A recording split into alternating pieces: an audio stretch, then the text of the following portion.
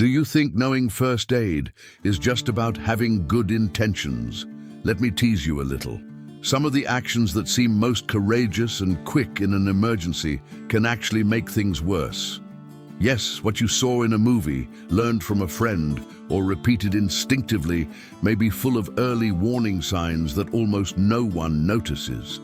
And the problem is that in first aid, mistakes aren't a detail, they're consequences. Most people act on impulse. They see a seizure and try to stop it. They see someone choking and stick their finger in their mouth. They see a blow to the head and say, "Let them sleep." But these behaviors are accompanied by initial symptoms that indicate increased risk. They are signals from the body asking for careful interpretation, not improvised heroism. But since almost no one learns to interpret these silent symptoms, good intentions become silent danger. The body always warns you. It sends signals that your body is telling you long before the situation becomes critical. Small, hidden symptoms, changes in breathing, changes in skin color, sudden mental confusion, are clear clues.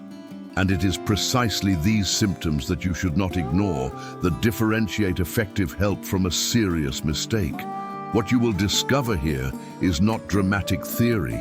It is practical information that can literally save a life, including yours. If you think you already know the basics, stick around until the end, because some things that seem obvious are dangerously wrong. The dislocated joint roadside surgeon. He's seen that classic scene. Someone dislocates their shoulder, and the brave friend holds it firmly and pulls with all their might to put it back in place. It seems heroic, almost cinematic. But then the early warning signs begin, which almost no one notices. Intense, unusual pain, tingling in the fingers, changes in skin color. These are initial symptoms that indicate possible nerve or vascular damage. Don't ignore these signals from your body, because a poorly executed attempt can turn a reversible problem into permanent damage. He understands that a dislocated joint isn't a roadside puzzle to solve. Small, silent symptoms, like inability to move fingers or a cold feeling in the hand, are hidden signs of serious complications. Don't ignore the signals your body is giving you when the pain is different from usual. The correct approach, in most cases, is to immobilize the joint in the most comfortable position possible and seek immediate medical attention. Improvised heroism doesn't replace technical training. Want to put this into practice?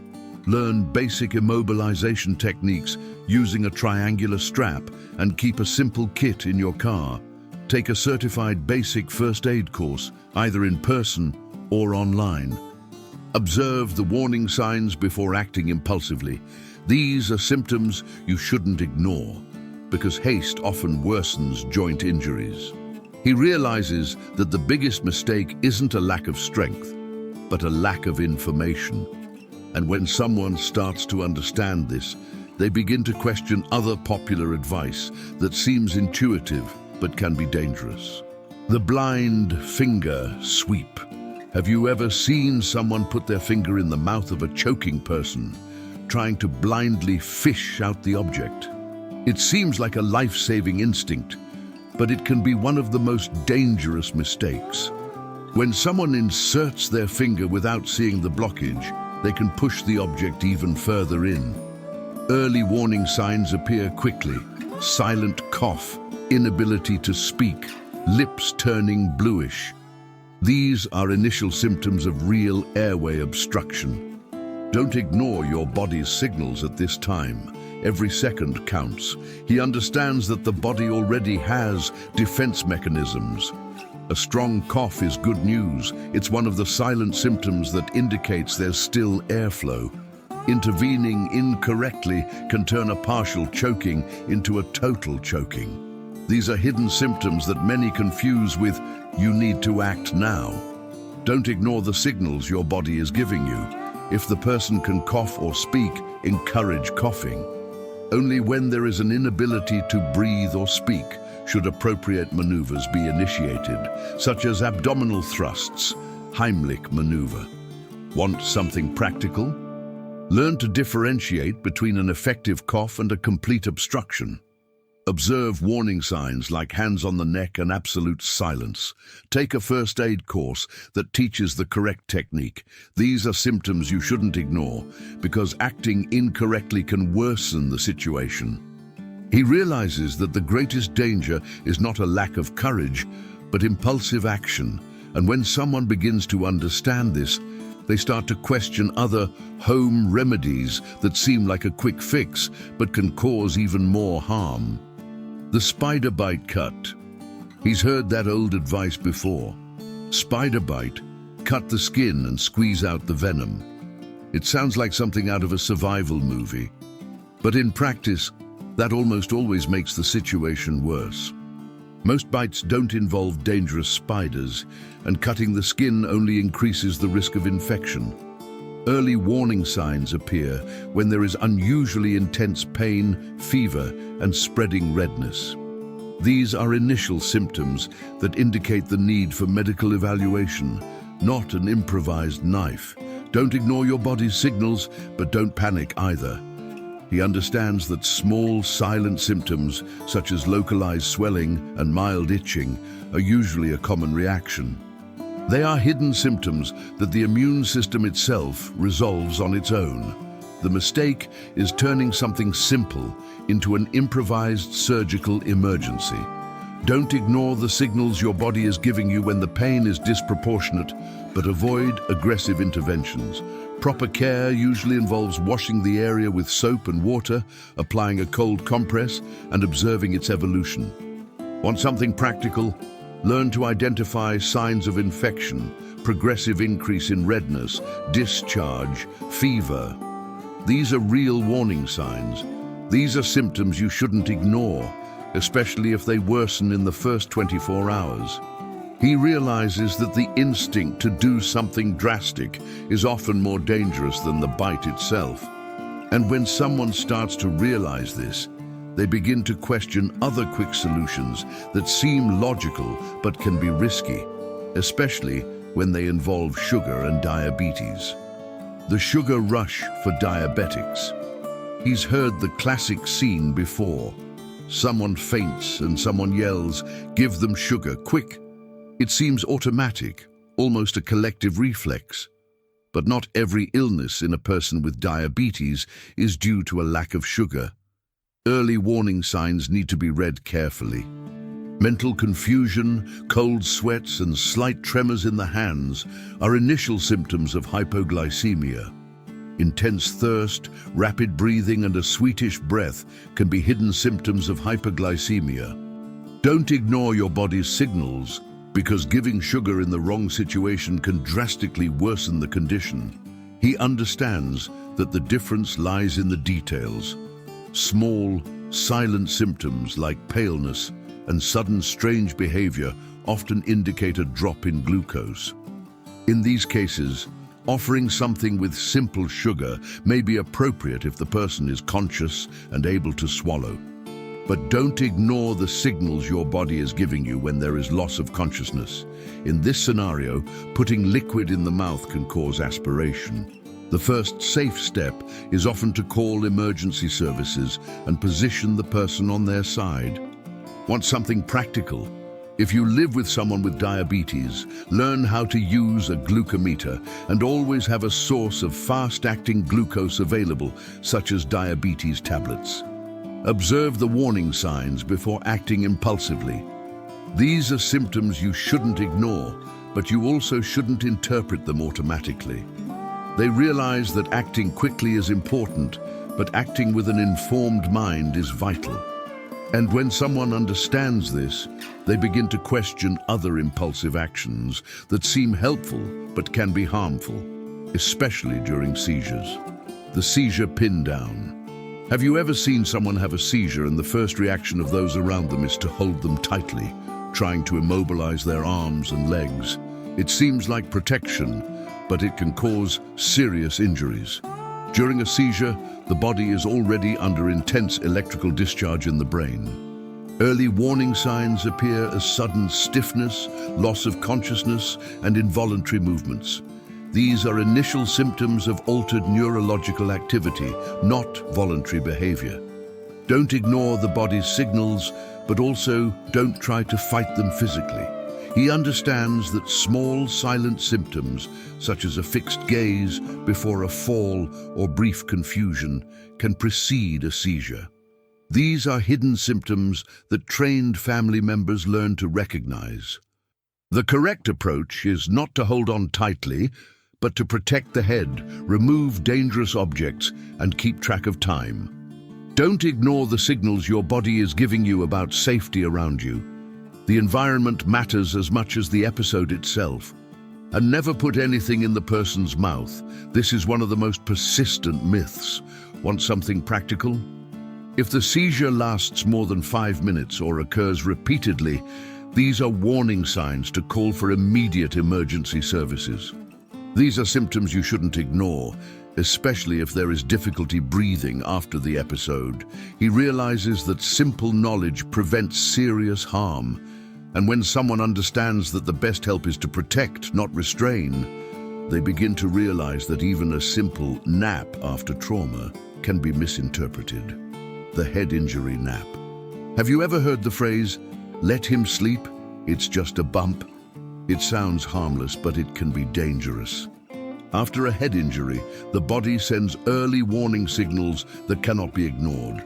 Excessive drowsiness, mental confusion, headache that worsens over time, these are early symptoms of a possible concussion or something more serious.